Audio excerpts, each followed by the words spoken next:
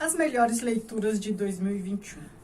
Olá pessoal, tudo bem? Eu sou a Carmen e hoje eu vou mostrar para vocês o meu...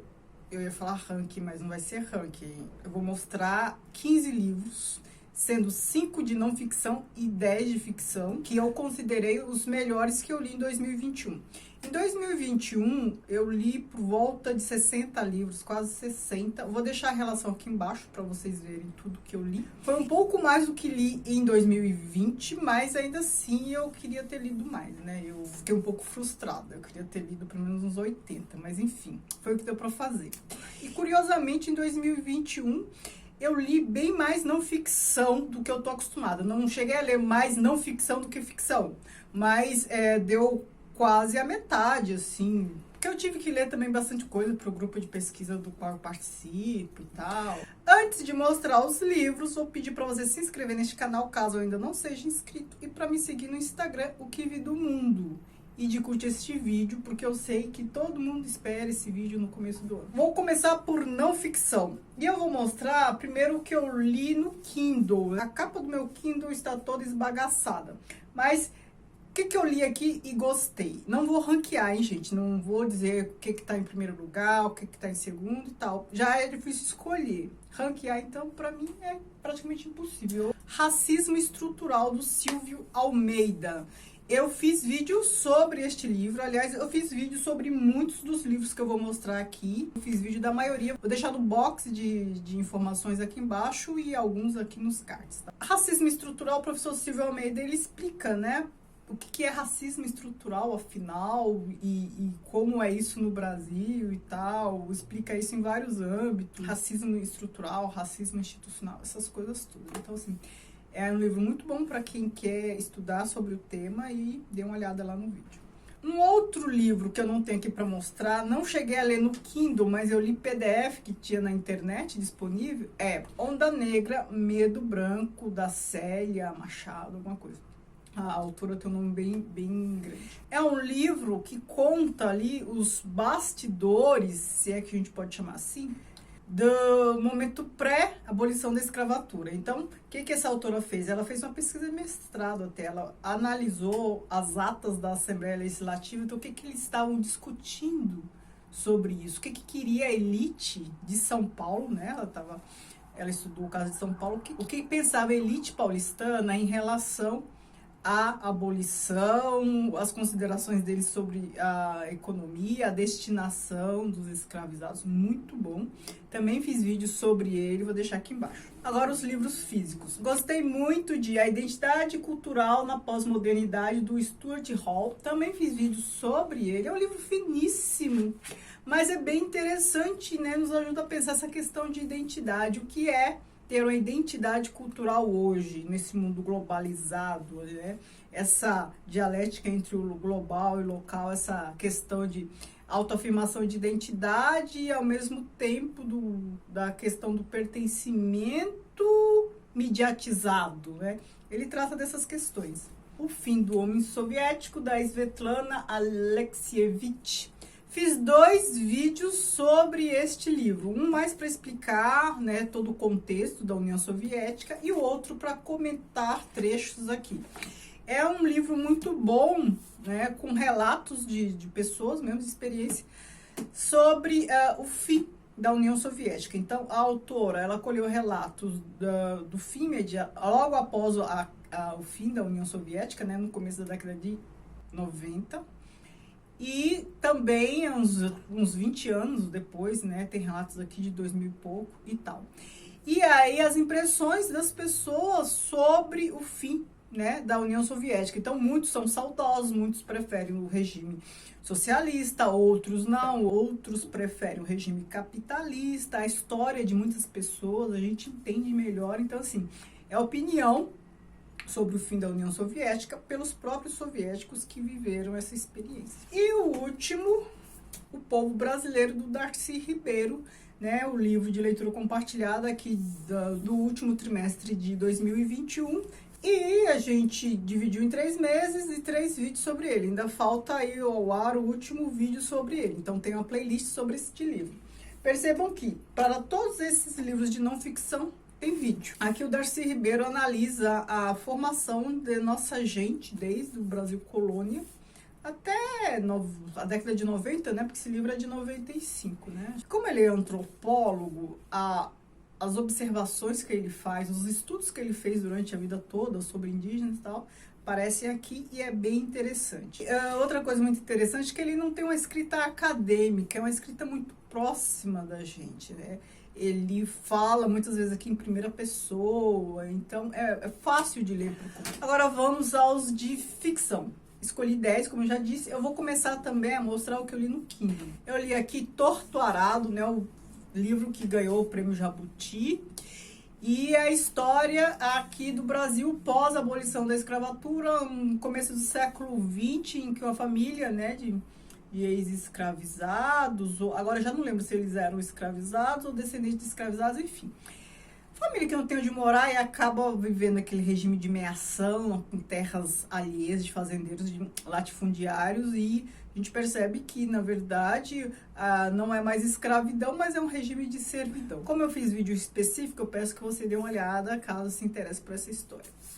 O outro livro que eu li aqui foi Equador, do Manuel de Souza Tavares, em português. E não tem um vídeo específico para este livro, mas é uma história do comecinho, né? O tempo do narrado é comecinho do século XX. A gente ainda está aqui no regime de colônias. Portugal tem as colônias na África. A Inglaterra tem colônias na Índia e tal. Um cara aqui, ele é mandado, ele se envolveu com a mulher casada e tal, e aí ele é mandado, né, para fugir dessa encrenca, ele é mandado para ser governador de São Tomé e Príncipe na África. Aí chegando lá, ele vê muitas coisas em desacordo com a política portuguesa, né? Principalmente em relação à escravidão. Ou seja, já não havia escravidão no mundo oficialmente, né? Inclusive no Brasil já não havia mais, e o Brasil foi o último país a abolir a escravidão. Mas havia ali uma escravidão velada, não oficial. E ele foi contra isso, ele foi muito rechaçado. Aí vai um cônsul inglês para lá, e ele se torna amigo desse cônsul inglês, mas a gente está aqui numa situação em que a Inglaterra pressiona o mundo inteiro, inclusive Portugal, ainda mais porque ela tem aquela relação bem próxima com Portugal, porque Inglaterra, como muitos dizem, Portugal só resistiu, só existe ainda por conta da proteção da Inglaterra por muito tempo. Tem esse cônsul inglês que pressiona, né? Ele vai ali fiscalizar, porque não é para ter escravidão mais, né? A Inglaterra tinha interesse econômico, né, voltado para o fim da escravidão. Então é uma história bem interessante, né? Tem romance, tem tudo, né? Não é só essa parte dura, é uma história bem interessante. Agora os livros físicos. O Homem Sem Qualidade, do Robert Musil. Acho que é assim que fala o nome dele. Ele é um austríaco. Eu fiz vídeo para este livro, então dei uma olhada. Ó. Aqui é a história de um cara austríaco. A gente está no começo do século XX. E por que esse cara aqui, né, o protagonista, é sem qualidade? Porque ele é uma pessoa fora do lugar, não é? Essa questão de ser sem qualidade não é uma questão moral. Ele é sem qualidade porque ele não tem qualidade, ele não tem perfil para viver aquele tempo. Ele não consegue se sentir à vontade, ele não consegue aderir, ele fica procurando, né, o que faz sentido para ele e tal, tenta se encaixar em algumas coisas e não consegue, né? Então, é um romance gigante que ficou incompleto, né? O autor morreu, ele ia escrever bem mais, mas assim, o que tem aqui já é suficiente para a gente compreender tudo, né? O que tá faltando não faz falta, na verdade. Eu fico imaginando qual seria o tamanho desse livro. Seria a obra da vida dele, né? Ele quis dividir em várias partes, mais ou menos como Dostoiévski fez com os irmãos Karamazov, que já é uma obra gigante. Ficou incompleta porque ele morreu, mas o que tem ali já é suficiente, a gente nem precisa de mais. Mas assim, o autor queria criar a obra da vida dele, né? Juntar tudo numa obra só, gigantesca e tal. Aí nesses dois casos, assim, o que ficou já estava bom demais. O Mundo de Sofia. Na verdade, eu reli, né? Do Joyce Gardner. E o meu, só para fazer fosquinha a vocês, o meu está autografado, como vocês podem perceber. O autor veio aqui em São Paulo uma vez, já faz muito tempo. ir no shopping Vila Lobos e eu consegui um. Sobre este livro não tem vídeo, né? Um dos poucos sobre o qual não tem vídeo. Aqui, na verdade, a gente tem a história dentro da história, né? Uma metanarrativa. Tem a narrativa da narrativa, uma história dentro da outra, parecendo uma boneca russa. Mas o que é mais interessante neste livro? Aqui a gente perpassa pela história da filosofia, é claro que é resumida. Aí a gente entende que a filosofia ela pode ser explicada para adolescente, para criança e tudo mais. Tudo depende, né, do quanto que você quer entregar da filosofia e como você apresenta isso. Então, a Sofia, ela é uma que vai, né, querendo saber mais, e ela é tutelada o tempo todo, é conduzida, né, por cenários e tal, e entende mais ou menos qual era a tese de cada filósofo, né, considerando os mais importantes. 93, do Victor Hugo, né, a minha edição está em francês, mas em português existe, é difícil de achar, talvez esteja esgotado.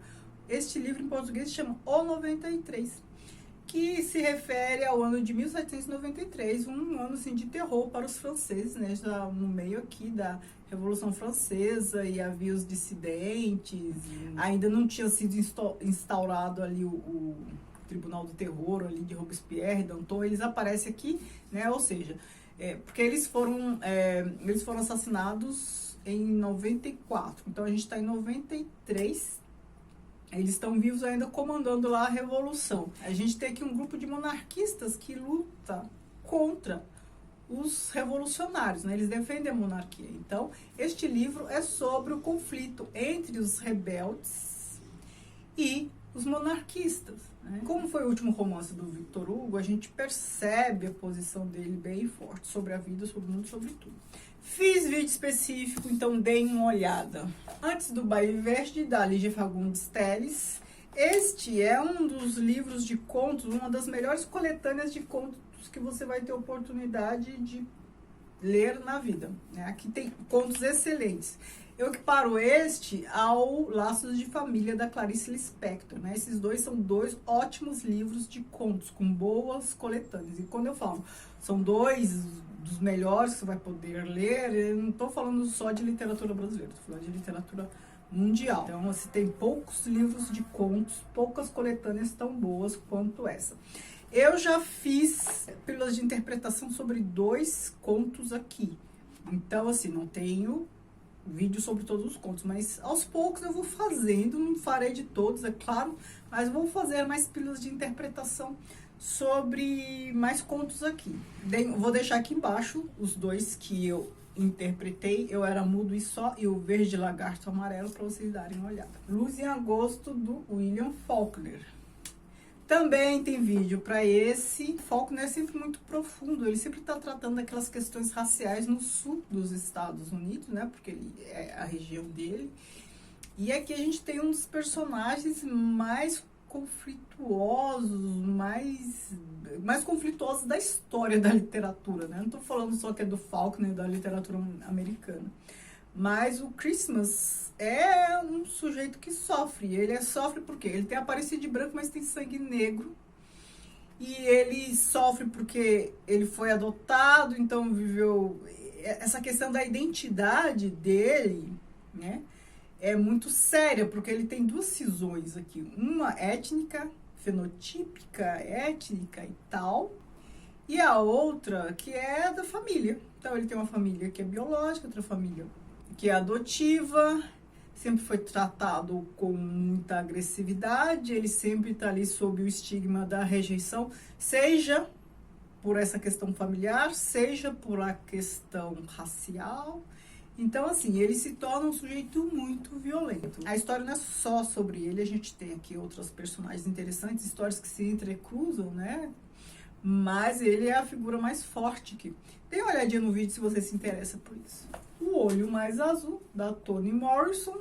Também fiz vídeo para este livro, e aqui é um livro, assim, que se você tiver com alguma fragilidade emocional, não leia, porque é um livro que deixa a gente em frangalhos. Aqui é a história da Pecola, uma menina negra que vive numa região de negros, a gente está falando dos Estados Unidos, essa coisa lá era bem separada. E ela sofre muito preconceito. Ela sofre preconceito até entre os negros. Porque tem a questão do colorismo, né? Então, assim, aqueles que têm a pele mais clara se acham mais bonitos, às vezes tem até mais dinheiro, porque essa questão de cor da pele tá muito associada à questão econômica, socioeconômica, né? Não dá para separar essas coisas, né? Parece que quem tem a pele um pouco mais escura tem menos oportunidades, cada vez menos, né? Quem tem, assim, características fenotípicas mais próximas dos brancos acabam tendo mais oportunidade, ainda que sofra racismo. Mas aqui a gente está falando de negros de modo geral. O que muda é o tom, a gradação do tom da pele. Então, para os Estados Unidos, todos são negros, basta ter uma gota de sangue negro que é negro e tal. Mas ali entre eles já é uma coisa sofrida. E a Pecola, ela sofre todos os tipos de agressão que você imaginar. Física, né, de apanhar de outros, sexual, de estupro. Por que tem esse nome? Porque ela queria ter o olho azul. Gente, essa parte de cortar o coração, ela vai ao médico e pede um olho azul, né? Pede pra ele, sei lá, pintar o olho dela, porque ela entende que as pessoas que têm olhos azuis não sofrem, né? Como ela sofria, o que é verdade, né? E ela pede isso, desmonta o médico, né?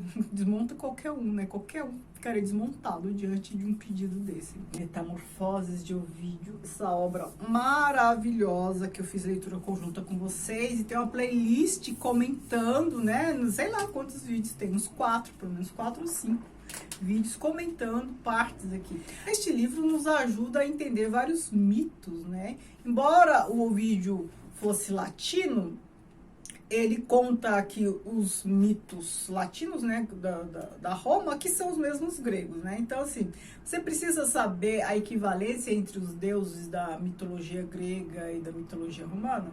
Não precisa, que no fim tem. Ele tem, tipo, um glossário explicando, né, fazendo a equivalência, porque a gente sabe, Vênus é Afrodite e tal, são os mesmos deuses, só que na cultura romana tem outro nome. Então, assim, são os mesmos deuses, com a mesma história, com a mesma proteção ali, jurisdição, digamos assim. Então, é um deus da caça, o deus, é a mesma coisa. Você não precisa saber, entender de mitologia para ler isso, porque me perguntaram, eu preciso entender de mitologia para ler este livro? Não, na verdade, você precisa ler este livro para entender mais de mitologia. Então, ele nos explica a origem das coisas, a visão mitológica da origem das coisas. A gente tem aqui a história que inspirou Shakespeare a criar Romeu e Julieta e tal. E aí ele se predispõe, né, o Ovídio, a contar a origem das coisas, porque as coisas são assim, desde o começo dos tempos, e o começo dos tempos é o quê? A teogonia de Exílio, né, a formação dos deuses e tal. Ele começa a contar desde este período até os dias de hoje. Quais são os dias de hoje? Os dias dele, do Ovídio, né, século I depois de Cristo. Então, desde a teogonia lá do Exíodo até século I depois de Cristo. Uma obra fabulosa que eu fiquei assim, lamentando o término, né? Aqui a edição é bilíngue, então tá metade em latim, metade em português. Eu recomendo essa edição da editora 34. Tem notas, tem vários glossários, tem tudo que você precisa para você fazer uma imersão neste livro, né? Todo o apoio possível para você ler tudo isso sem sofrimento. Crônica da Casa Assassinada, do Lúcio Cardoso. Aqui é uma história bem interessante que nos lembra Faulkner. Aqui a gente tem polifonia, vários narradores narrando a mesma história. Então, assim, essas narrativas acontecem por meio de cartas, de confissões, de diários e tal. Aqui a personagem principal é a Nina, uma personagem, assim, nada admirável, mas ela é muito, em termos morais, ela é muito bonita. E tem a Ana, que é a antagonista dela. Elas são concunhadas, cada uma se casou com um irmão lá dessa casa, dessa fazenda lá de Minas Gerais. E elas se detestam. Então a Ana fica ao encalço da Nina o tempo inteiro. E ela precisa da Nina para existir, ela precisa da Nina para viver, ela precisa da Nina para sentir inveja. Se ela não sentir inveja da Nina, ela vai fazer o que da vida, hein? Então, assim, é uma obra bem interessante, eu gostei bastante. Tem vídeo, né? Olha, de tudo que eu mostrei aqui, acho que só não tem vídeo para Equador, O Mundo de Sofia E antes do Baile Verde. Mas antes do Baile Verde são contos e eu já fiz vídeos sobre alguns dos contos. Então, assim, de 15 livros, a gente tem vídeo aqui para 12,5. Então, são essas minhas indicações. Gostaria que vocês me contassem o que vocês mais gostaram de ler em 2021, o que vocês estão pretendendo ler para 2022. Eu vou adorar saber. Muito obrigada. Beijos.